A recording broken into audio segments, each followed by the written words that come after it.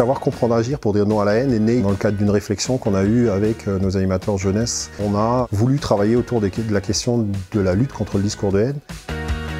Il s'agit de 10 modules d'animation qui donnent des éléments, des clés de lecture sur les médias, toujours un petit peu autour de la même problématique, c'est de pouvoir se forger le sens critique pour pouvoir ensuite participer à un débat qui est systématiquement proposé dans le cadre de l'utilisation de cet outil.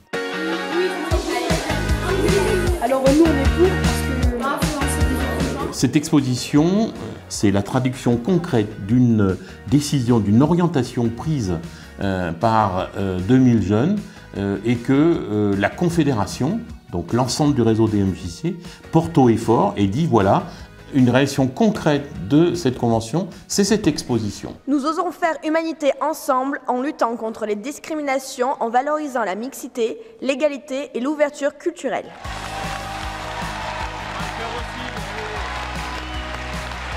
L'intérêt de cette exposition pour un réseau comme le nôtre de près de 1000 MJC sur toute la France, il est double. Il est à la fois sur des enjeux forts de société dans un monde un peu obscur. Cet outil permet de réouvrir, de redonner de l'espoir, de créer des passerelles.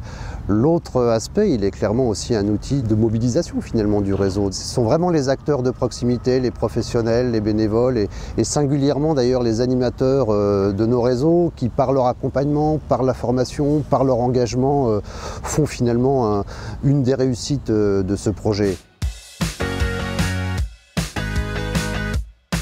Cette exposition, elle est fondamentale, je crois, en ce qu'elle met l'éducation au cœur de la lutte contre les stéréotypes racistes, antisémites ou de genre. Ce levier de l'éducation, il est fondamental. On a besoin de construire des discours, des contre-discours, et non pas des discours descendants, explicatifs ou dogmatiques qui ne seraient pas compris et entendus par les jeunes, et notamment par les plus jeunes. Et c'est la vocation des grands mouvements d'éducation populaire de se positionner sur ce genre de sujet. Donc encore bravo pour cette belle initiative qui rend un fier service à notre pays. Vous avez le mot laïcité, vous savez ce que c'est? C'est la première fois que nous avons un partenariat avec les MJC à travers la Confédération. Alors pour deux raisons principalement. Depuis 2015, nous avons développé une action pour faire la promotion des valeurs de la République. Bien sûr, c'est la devise de la République, liberté, égalité, fraternité.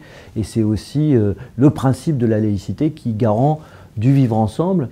Et puis deuxièmement, nous avons décidé aussi de renforcer notre action en direction des jeunes, de lutte aussi contre les inégalités, des inégalités sociales, à travers l'action que vous conduisez en partenariat avec nous.